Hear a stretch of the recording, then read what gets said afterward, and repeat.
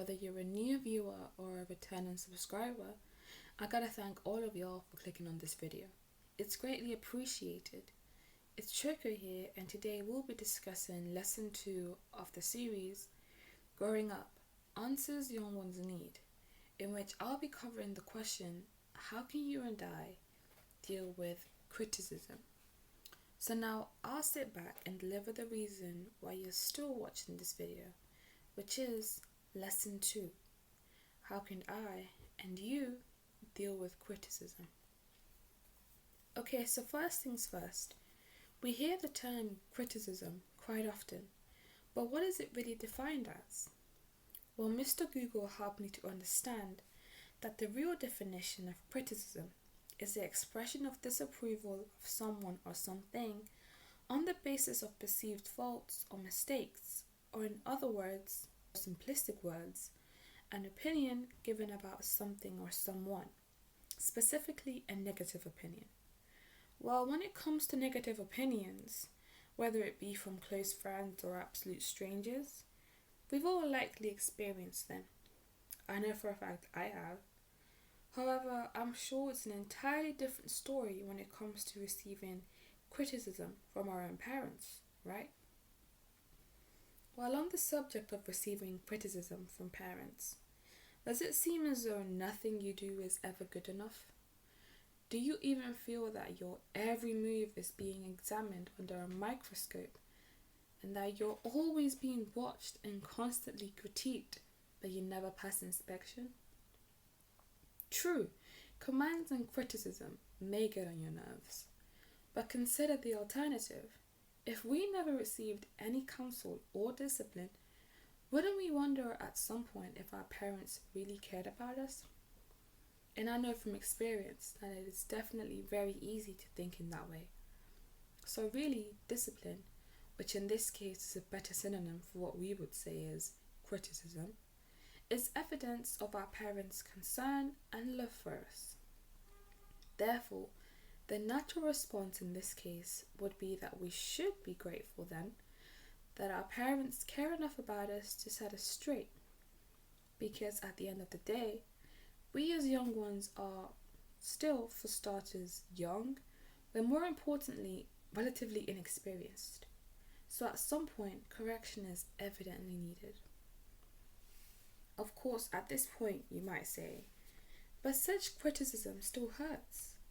Well, as young ones, we do have to remember that we're still growing and most likely discovering who we are.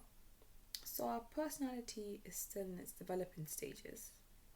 Therefore, criticism, even when it is carefully thought out and delivered, can still trigger feelings such as resentment, which could last a lifetime.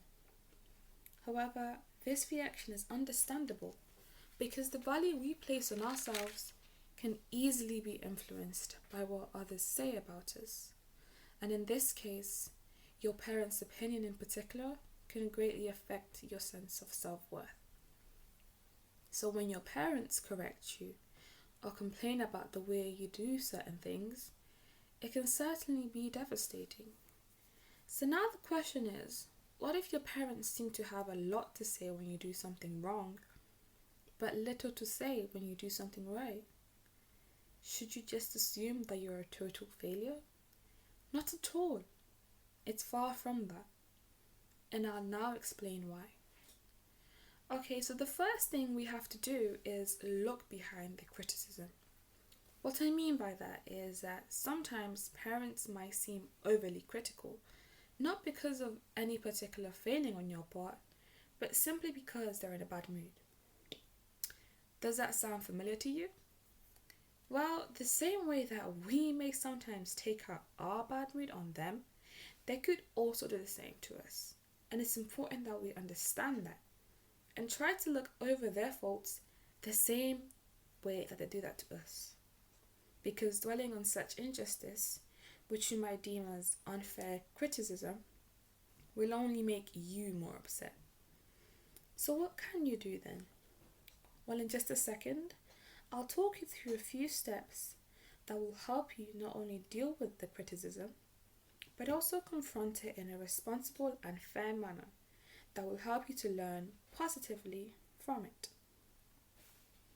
Okay, so there's 4 steps. Step 1, listen. Step 2, focus. Step 3, rephrase. And step 4, wait. Okay, so step number 1, listen. So rather than being quick to justify your actions or protest your innocence, try to hold back your emotions and absorb what your parents have to say. If you angrily interrupt while your parents are talking to you, they'll likely think that you're not even listening, which will ultimately frustrate them and inevitably lead to more counsel, not less, which is not what you're trying to achieve. Step number 2, focus. At times you may feel that your parents' counsel was delivered in a less than kind manner, and rather than dwell on the way that they spoke to you, you should focus on what they said. Ask yourself questions such as, was part of this criticism true? Have I heard my parents complain about this matter before? What would it cost me to comply with their wishes? Another important thing to remember is that despite how it might seem in the moment, your parents' concern is motivated by love. And that will definitely help us to move on with that. So step number 3, rephrase.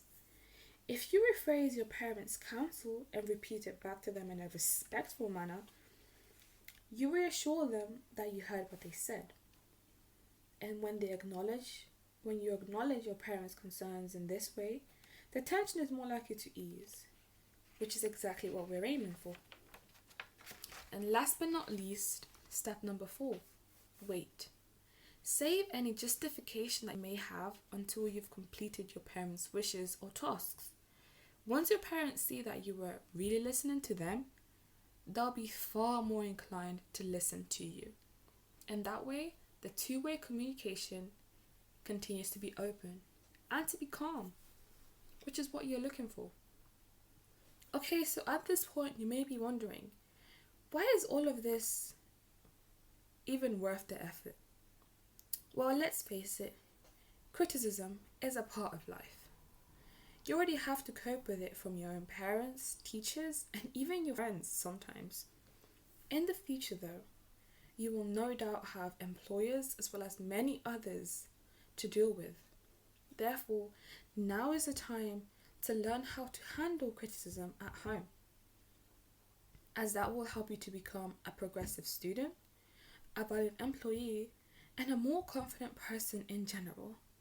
So it's definitely worth enduring a little criticism to gain both those short-term and long-term benefits that will only help you progress as a person as you grow older. So guys, I hope you enjoyed this week's lesson of growing up, answers young ones need. And comment below if you found this information helpful, and if you'd like me to go through any other things, I'd be glad to go through them as well. Please don't forget to like and subscribe because, it's free. And I'll see y'all on Friday. Choco is out.